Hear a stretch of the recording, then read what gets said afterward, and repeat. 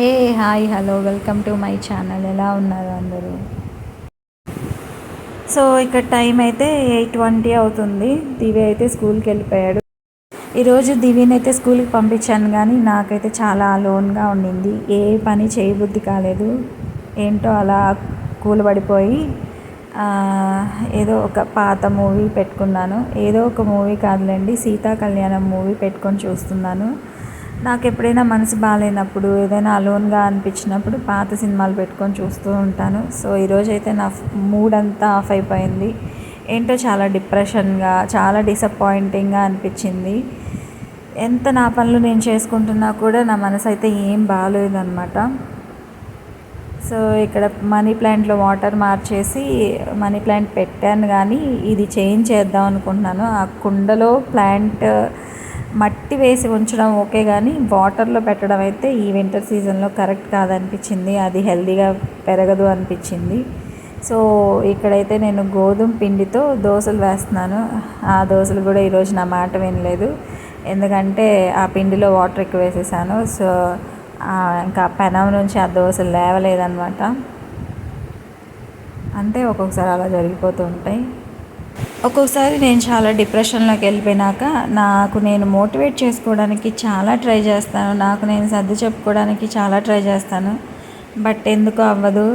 ఏవో అంటే పీస్ఫుల్గా ఉండడానికి ఏం చేయాలో అన్నీ చేస్తాను. నన్ను నేను డైవర్ట్ చేసుకోవడానికి ఏవేవో పనులు పెట్టుకుంటాను, బట్ కుదరదు. మీకు కూడా అంతేనా? నా అలాగేనా? అసలు చూడండి నేను ఎలా ఉన్నాను. ఆ తల ముడి వేసుకోవడం ఏంటి, నా డ్రెస్ ఏంటి, నా వాలకం ఏంటి, ఏంటోగా ఉన్నాను. నాకే అర్థమవుతుంది నేను చాలా డిప్రెషన్లోకి వెళ్ళిపోతున్నాను అని చెప్పి.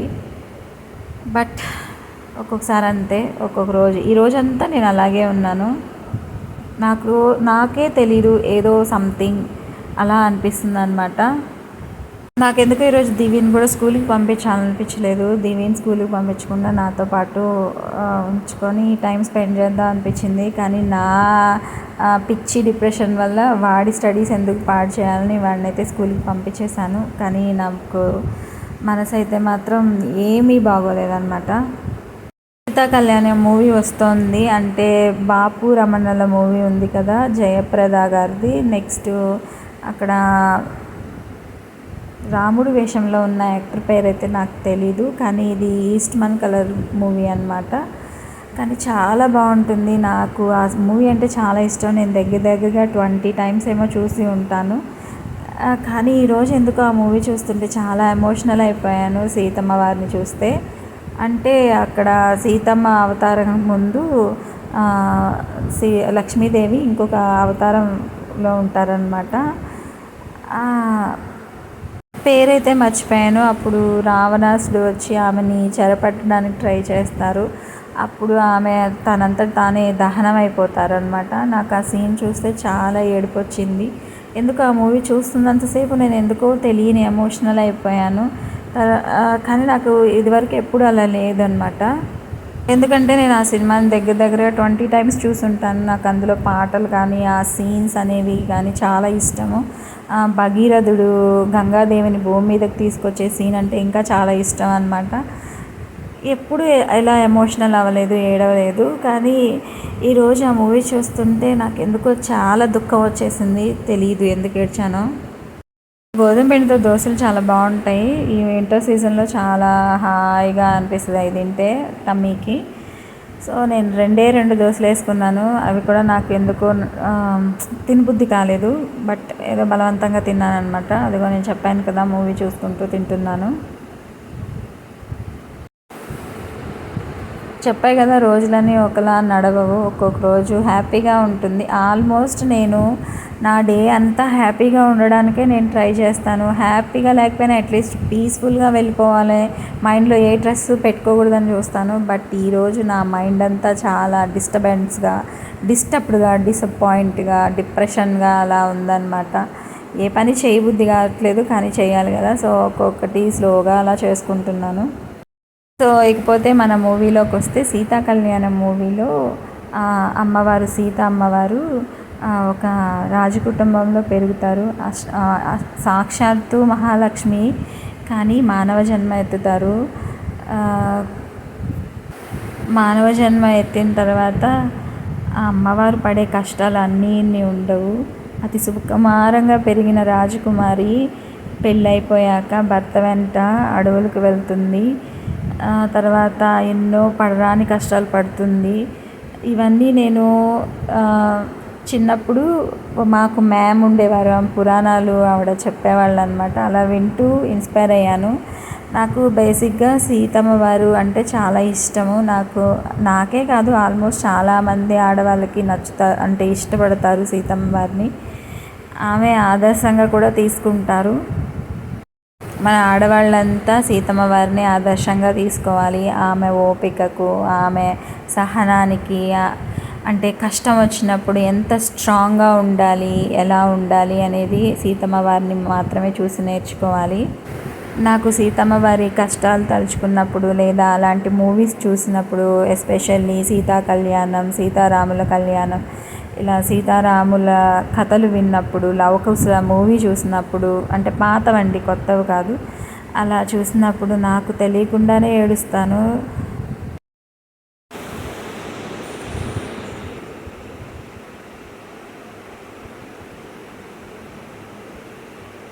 సో ఇక్కడ నేను వంటింట్లో మనీ ప్లాంట్ పెట్టాను కదా, ఆ మనీ ప్లాంట్ పాట్లో ఉంది. ఆ పాట్ మట్టి కుండలో ఉందన్నమాట. మట్టి కుండలో పెట్టడం అంటే వాటర్ వేసి పెట్టడం అయితే కరెక్ట్గా నాకు అనిపించలేదు. సో ఇది నాకేం వర్కౌట్ అయినట్టు అనిపించలేదు. అందుకే కింద షాప్లో నేను ఒక చిన్న థమ్స్అప్ బాటిల్ తీసుకున్నాను అక్కడ ఓనర్స్ని అడిగి. తర్వాత అందులో వాటర్ వేసి దీన్నైతే, అంటే ఈ ప్లాంట్ని అయితే మార్చుకుంటున్నాను. సో ఇది కూడా నాకు యూట్యూబ్లో ఒక ఛానల్లో చూశాను. సో నేను కూడా ఎందుకు చేయకూడదు అని చెప్పి తీసుకొని చేస్తున్నాను అనమాట. ఐడియా అయితే బాగుంది. ఇక్కడ ఒక చిన్న విషయం షేర్ చేసుకుంటున్నాను. అంటే నాకు తెలిసింది, నా జ్ఞానానికి అర్థమైంది మీతో కూడా షేర్ చేస్తున్నాను. సో నేను మా ఊర్లో ఉన్నప్పుడు మా కజిన్ ఒకరు, అంటే నాకు సిస్టర్ అవుతుంది, ఇద్దరం, అంటే మేము అందరం కూర్చొని మాట్లాడుకుంటున్నప్పుడు సీతారాముల టాపిక్ వచ్చిందనమాట. అప్పుడు తను అందనమాట, రామాయణంలో రాముడు చాలా కఠినాత్ముడు. రాముడు ఏం చేశాడు, సీతని అనుమానించాడు, అడవుల్లో వదిలేశాడు, ఆయనకి అసలు మనసే లేదు అన్నదనమాట. అప్పుడు నేనేమన్నాలో, తనకేం చెప్పాలో, ఎలా చెప్పాలో అనేది తెలీదు. బట్ ఆ తర్వాత అయితే తనకి నేను ఆన్సర్ ఇచ్చాను. ఏమని చెప్పానంటే, ఇప్పుడు సీతమ్మని అనుమానించలేదు ఆయన ఏమి. ఆమె గొప్పతనం, ఆమె క్యారెక్టర్ ప్రపంచానికి తెలియాలంటే ఆయన తీసుకున్న నిర్ణయమే కరెక్టు. అలా తీసుకోకపోయి ఉంటే ఈరోజు మనకి సీతమ్మ వారి గొప్పతనం తెలియకపోయిండేది. ఇన్ని తరాల నుంచి ఆమెను ఒక దేవతగా మనం పూజించే వాళ్ళం కాదు, ఆరాధించే వాళ్ళం కాదు, ఆదర్శంగా తీసుకునే వాళ్ళం కాదు. ఎందుకంటే అది రాముడు తీసుకున్న నిర్ణయం వల్ల మాత్రమే మనకి ఆమె గొప్పతనం తెలిసింది అనేది నాకు అర్థమైన భాషలో తనకి చెప్పడానికి ట్రై చేశాను. ఇప్పుడు కూడా నేను మీకు కరెక్ట్గా కన్వే చేశానో లేదో నాకైతే తెలీదు. బట్ రాముడిని దూషించడం తప్పు. సో తనకైతే నేను క్లియర్గా ఆ రోజు నేను ఎక్స్ప్లెయిన్ చేయగలిగాను. దానికి నాకు చాలా సంతోషంగా అనిపించింది. సో ఈరోజైతే నేను కర్రీ కూడా ఏం చేయలేదు. నాకున్న పిచ్చి డిప్రెషన్కి, నాకున్న ఏమంటారు దాన్ని తెలీదు. బట్ నేనైతే కర్రీ కూడా ఏం ప్రిపేర్ చేయలేదు. వైట్ రైస్ ప్రిపేర్ చేశాను. నెక్స్ట్ ఎగ్ బ్రుజ్జీ ప్రిపేర్ చేసి, ఇంకా పెరుగు కూడా దివికి పెట్టలేదు. సో ఆ రెండు దివికి ప్యాక్ చేసి క్యారేజ్ అయితే తీసుకెళ్ళి స్కూల్కి వెళ్ళి ఇచ్చేసి వచ్చేసాను అనమాట. అండ్ స్నాక్స్ కూడా పెట్టానులేండి. సో ఇంకా స్నాక్స్ అన్నీ ప్యాక్ చేసేసి ఇంకా స్కూల్కి అయితే బయలుదేరిపోయాను. చూడండి ఎలా ఉన్నాను, ఒక్కరోజుకి ఎలా తయారైపోయాను, ఏదో జ్వరం వచ్చిన దానిలాగా. బేసిక్గా ఫీవర్ ఉంది లైట్గా, ఇంకా అలా ఉన్నాను అనమాట. అదేంటో నేను ఒక్కొక్క రోజు ఒక్కొక్కలా ఉంటాను. నా ఫేస్ కూడా ఒక్కొక్క రోజు ఒక్కొక్కలా ఉంటుంది. స్కూల్ నుంచి వచ్చేసాను, చాలా టైర్డ్గా అనిపించింది ఏంటో ఈరోజు. సో మీకు తెలుసు కదా, మనకి టైర్డ్గా తలనొప్పిగా వచ్చినప్పుడు ఏం చేస్తాము, కోకోనట్ ఆయిల్ అప్లై చేస్తాం. సో అలా కోకోనట్ ఆయిల్ అప్లై చేసుకొని ఇక రిలాక్స్ అయిపోయి ఇంకా వీడియో ఎడిట్ చేసుకున్నాను. మీరు కూడా అంతేనా? నాలాగే ఉంటారా? ఎవరైనా ఉన్నారా పోనీ నాలాగా ఉండేవాళ్ళు?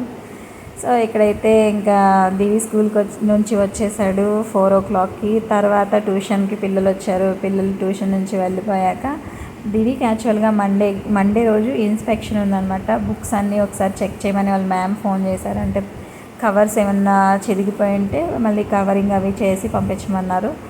సో వాడివి 2 బుక్స్ అలా కవర్ అంతా పోయింది. సో మళ్ళీ రీకవర్ చేస్తున్నాను. దివి చూడండి.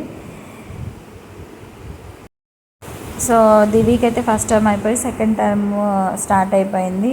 ఆ బుక్స్ కూడా ఇచ్చారు. సో అవన్నీ ఒకసారి చెక్ చేసి కవర్స్ అయితే వేసి మళ్ళీ పిన్స్ వేసి బ్యాగ్లో సర్దేశాను.